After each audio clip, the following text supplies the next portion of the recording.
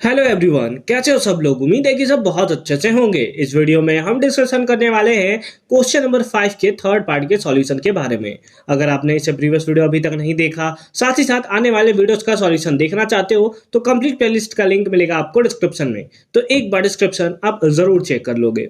क्या है question number third के ए पार्ट में, that is a mixture of red blue green it passes through the convex lens. अच्छा, इसको हम लोग को पास करना है, रेड ब्लू और ग्रीन के मिक्सचर को हमें पास करना है किसके थ्रू, कॉन्वेक्स लेंस के थ्रू, as shown in the diagram below, है ना। बहुत खतरनाक लेंस बनाया है यार ये तो।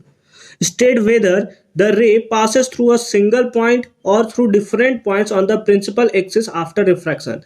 तो हमें बताना है कि रिफ्रैक्शन के बाद वो एक पॉइंट पे मीट करेगा या फिर वो अलग अलग कलर में क्या हो जाएगा, हमें डेविएट होते हुए देखने को मिलेगा, है ना। बस इसके बारे में हमें बताना है, तो चलो बता देते हैं।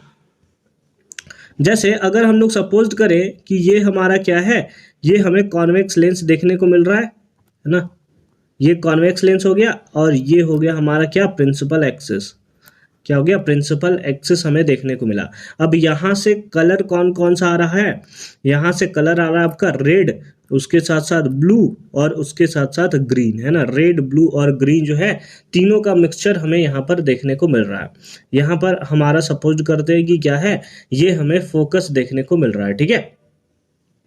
सपोज करते हैं तो एक लाइन जो है, अब देखोगे इसमें रेड और ब्लू और ग्रीन, है ना, तीनों में है। इससे पहले वाले क्वेश्चंस में हमने कुछ कुछ पॉइंट डिस्कस कर रखे थे, उसके बेसिस पे मैं आपको बताता हूं।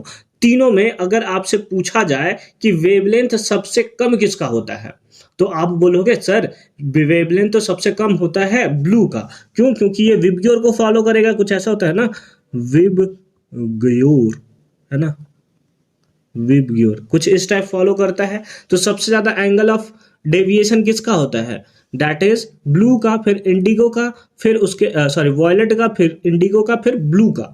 तो ब्लू का सबसे ज्यादा एंगल ऑफ डेविएशन होता है, यानी वेवलेंथ सबसे कम। तो यहां पर भी वो क्या होगा कि सबसे ज्यादा एंगल के साथ वो क्या करेगा, डेविएट करेगा। और ये कलर कौन सा होगा, दैट इज ये कलर हो गया आपका ब्लू कलर, ठीक है। उसके बाद ब्लू के बाद कौन सा आता है, ग्रीन। ग्रीन जो है वो हमें क्या देखने को मिलेगा, ग्रीन जो है वो हमें कुछ इस टाइप से बीच में जाता हुआ नजर आएगा, ठीक है। तो ये हो गया ग्रीन कलर, है ना। और फिर उसके बाद आता है रेड कलर, इसको रेड से बना दे ज्यादा अच्छा लगेगा, है ना। तो इधर आपका आएगा रेड कलर, यानी कि तीन अलग अलग पॉइंट्स जो है वो आपको देखने को मिलेगा इस पॉइंट्स पे, ठीक है। और रेड का सबसे मिनिमम डेविएशन है। आप बोलोगे सबसे दूर तो वही है सर, देखो डेविएशन जो है ना इस एक्सिस से हमने यहाँ पर लिया है, मतलब स्ट्रेट लाइन में हम लोग लेंगे। तो सबसे कम किसका है, तो सबसे कम आप बोलोगे रेड का है, फिर उसके बाद ब्लू का है, और उसके बाद ग्रीन का है, और सबसे ज्यादा किसका है, दैट इज ब्लू का हमें देखने को मिल रहा है, ठीक है। बात समझ गए। तो इस टाइप से सिंपल फॉर्म में इसका आप सॉल्यूशन करोगे। क्या वो एक ही पॉइंट पे मिलेगा या डिफरेंट पॉइंट्स पे, तो सिंपल फॉर्म में इसका आंसर क्या हो जाएगा कि हाँ बिल्कुल ये हमें डिफरेंट पॉइंट्स पे देखने को मिलेगा प्रिंसिपल एक्सिस पे रिफ्रैक्शन के बाद, ठीक है। चलो अच्छी बात है, आगे चले। आ जाओ, बी पार्ट हमें क्या दिया हुआ है, name the invisible radiation which can be obtained using quad prism. Name the invisible radiation which can be obtained. अच्छा, ये हमारा है अल्ट्रा वायलेट। कौन सा है, दैट इज ये हमें देखने को मिलेगा अल्ट्रा वायलेट। तो यहाँ पर सिंपल फॉर्म में हम लोग लिख देंगे दैट इज अल्ट्रा वायलेट, है ना। अल्ट्रा वायलेट हमें देखने को यहाँ पर मिलेगा। अल्ट्रा वायलेट का स्पेलिंग हमने सही लिखा है क्या, वो आई होता है ना, वो थोड़ा हो जाता है, अगर कहीं पे पीछे भी मिस्टेक हो गया होगा तो, है ना, ओ आई ही होता है जहां तक मेरे को याद है, अल्ट्रा वायलेट, ठीक है। क्या है, name the invisible radiation which can be obtained using quad prism. हाँ, तो वो अल्ट्रा वायलेट हो गया। State one use of this radiation, देखो इसका यूज किया जाता है सोनार में। किसमें यूज किया जाता है, सोनार में। इसका फुल फॉर्म आप बता दोगे कि क्या होता है, ठीक है। आप हमें कमेंट सेक्शन में बता दोगे, ठीक है। चलो, अल्ट्रा वायलेट है, इसका यूज किया जाता है सोनार में, और किसके लिए होता है, डेप्थ ऑफ सी के लिए, मेजर करने के लिए, है ना। डेप्थ ऑफ सी, इसको मेजर करने के लिए सिंपल फॉर्म में हम लोग क्या करते हैं, इसका यूज करते हैं, ठीक है। चलो अच्छी बात है। आ जाओ सी पार्ट में आ जाओ। सी पार्ट में क्या दिया हुआ है, that is name one radiation having wavelength longer than the wavelength of this radiation. अच्छा, अल्ट्रा वायलेट रेडिएशन से बड़ा रेडिएशन किसका होता है, ठीक है, इसके बारे में हमारा हमसे पूछा गया। तो बहुत सारा है, जैसे आपको देखने को मिलेगा, जैसे इंफ्रारेड हो गया, रेडियो वेव हो गया, ठीक है, माइक्रोवेव हो गया, तो बहुत सारे हमें एग्जाम्पल देखने को मिलते हैं, ठीक है।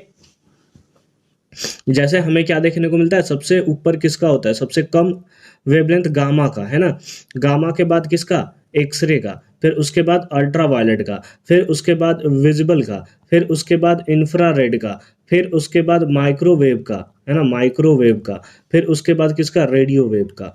तो इसका सबसे मैक्सिमम हमें क्या देखने को मिलता है, वेवलेंथ लैम्डा के थ्रू शो करते हैं, और इसका वेवलेंथ सबसे कम होता है। हमसे बोला है कि अल्ट्रा वायलेट के बाद, है ना, अल्ट्रा वायलेट से ज़्यादा लॉन्गर वेवलेंथ, तो उसके नीचे जितना भी दिख रहा है सब उसके नीचे का वही होगा, ठीक है।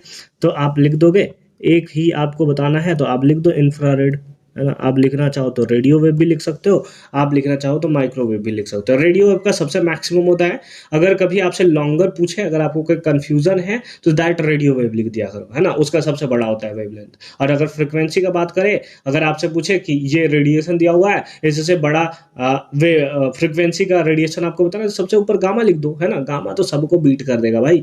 इसका जो होता है वो फ्रिक्वेंसी जो होता है, एक सेकेंड, इसका जो फ्रिक्वेंसी होता है वो सबसे मैक्सिमम होता है, जबकि इसका फ्रिक्वेंसी जो होता है सबसे छोटू होता है ना।